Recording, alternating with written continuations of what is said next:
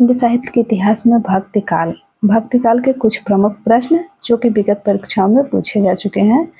तो पहला देख रहे हैं, कीरत भनित भूत भल सोई, सुरसर सम सब कह हित होय। यानी कि इसमें पूछा गया है कि तुलसीदास की इस पंक्ति में कौन सा काव्य प्रयोजन है, यानी कि कौन सा काव्य प्रयोजन स्पष्ट हुआ है। तो इसमें लोक मंगल की कामना की गई है। तुलसीदास इसमें लोक मंगल की कामना करते हैं। कीरत भनित भूत बल सोई, सुरसर सम सब कह हित होय। इस पंक्ति में गोस्वामी तुलसीदास जी लोक मंगल की कामना करते हैं। तुलसी की रचनाएं लोक कल्याण तथा लोक मंगल की भावना से ओतप्रोत होती हैं। और अगला प्रश्न है, राम रक्षा स्रोत रचना के लेखक कौन है। तो राम रक्षा स्रोत रचना के लेखक रामानंद जी हैं। रामानंद जी जो कि राम भक्त शाखा के एक प्रमुख कवि हैं। राम रक्षा स्रोत के लेखक स्वामी रामानंद हैं। रामानंद द्वारा रचित राम रक्षा स्रोत की सूचना काशी नागरिक प्रचारी सभा के खोज विवरण में दी गई है। स्वामी रामानंद संस्कृत के प्राकांड विद्वान थे। श्री रामार्जन पद्धत तथा वैष्णव मताब्ज भास्कर इनके अन्य प्रसिद्ध ग्रंथ है। कविप्रिय, रसिकप्रिय, रामचंद्रिका, विज्ञान गीता आदि केशवदास की रचनाएं हैं। नाभादास ने भक्तमाल की रचना की है। सत्यवती कथा तथा भरत मिलाप के लेखक ईश्वरदास हैं।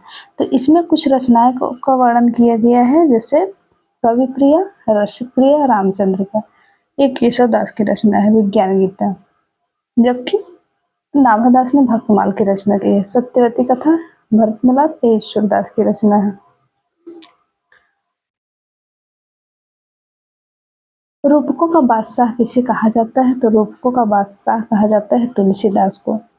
रूपकों का बादशाह राम भक्त शाखा के सिरमौर महाकवि तुलसीदास जी को कहा जाता है। तुलसीदास जी ने कुल 12 रचनाएं की हैं, जिसमें से 6 ब्रज भाषा में और 6 अवधि में लिखी गई हैं। तुलसीदास द्वारा लिखित महाकाव्य रामचरितमानस है, जो कि अवधि भाषा में लिखा गया और इसमें 7 कांड है। सूफी प्रेमाख्यान रचनाओं की भाषा कौन सी है। तो सूफी प्रेमाख्यान रचनाओं की भाषा है अवधी। जैसे मलिक मोहम्मद जायसी की रचना जो है पद्मावत, वो भी अवधी भाषा में है, ठेठ अवधी में। व्याख्या में देख रहे हैं, सूफी कवियों ने अपनी प्रेमाख्यान रचनाओं को अवधी भाषा का प्रयोग किया। मलिक मोहम्मद जायसी की भाषा अवधी के लोक प्रचलित मुहावरों एवं लोकोक्तियों से युक्त है। जायसी ने पद्मावत में ठेठ ग्रामीण अवधी भाषा का प्रयोग किया है।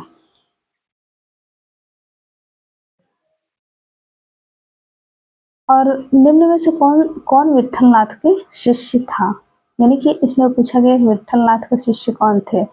तो एक परीक्षा में पूछा जाता है अष्टछाप के स्थापना जो किए थे वो विट्ठलनाथ जी किए थे। तो इसमें 4 नाभादास के शिष्य शामिल हुए थे और 4 विट्ठलनाथ के। तो 8 कवियों के समूह को अष्टछाप कहा जाता है। तो विट्ठलनाथ के निम्न में से कौन विट्ठलनाथ के शिष्य थे। तो इसमें चतुर्भुज दास थे। गोस्वामी विट्ठलनाथ के 4 शिष्यों के नाम हैं गोस्वामी गोविंद स्वामी, नंददास, छीत स्वामी, चतुर्भुज दास। ज्ञातव्य है कि गोस्वामी विट्ठलनाथ ने 4 अपने तथा 4 वल्लभाचार्य के शिष्यों को मिलाकर 1565 ईस्वी में 8 कृष्ण भक्त कवियों का समूह को अष्टछाप नाम दिया था। प्रभु जी तुम चंदन हम पानी, जाके अंग अंगबाज समाने, पंक्ति किस संत कवि की है। तो ये है रैदास की, जो कि रैदास की वाणी में वर्णित है। उपरोक्त पंक्ति संत कवि रैदास रविदास द्वारा रचित है की गई है। रैदास रामानंद के 12 शिष्यों में से एक थे। रैदास द्वारा लिखे गए कुछ पद गुरु ग्रंथ साहिब में भी संकलित है। रज्जब अली खां के गुरु थे दादू दयाल। कौन थे? दादू दयाल। और दादू दयाल के एक शिष्य थे जिनका प्रसिद्ध नाम था, वो था सुंदरदास। सुंदरदास के गुरु थे दादू दयाल। व्याख्या, रज्जब अली खां के गुरु का नाम दादू दयाल था। दादू दयाल के प्रमुख शिष्य थे रज्जब, सुंदरदास, प्रागदास। जन गोपाल दादू दयाल के संप्रदान को बाह्य संप्रदाय को बाह्य संप्रदाय या फल संप्रदाय कहा जाता था। शुद्धद्वैतवाद दर्शन के प्रवर्तक पूछा जाता है। शुद्धद्वैतवाद दर्शन के प्रवर्तक तो वल्लभाचार्य हैं। शुद्धद्वैतवाद दर्शन के प्रवर्तक वल्लभाचार्य हैं। वल्लभाचार्य विष्णु स्वामी के ही शिष्य थे। शंकराचार्य अद्वैतवाद के प्रवर्तक हैं। माधवाचार्य द्वैतवाद के प्रवर्तक थे। विष्णु स्वामी रुद्र संप्रदाय के प्रवर्तक थे। तुलसीदास कृत विनय पत्रिका रचित है ये ब्रजभाषा में। तुलसीदास की जो विनय पत्रिका है, तुलसीदास 12 रचना किए थे, जिसमें से 6 ब्रजभाषा में और 6 अवधि में। तो इसमें से विनय पत्रिका जो है वो ब्रजभाषा में है। तुलसीदास की रचना विनय पत्रिका ब्रजभाषा में लिखी गई है।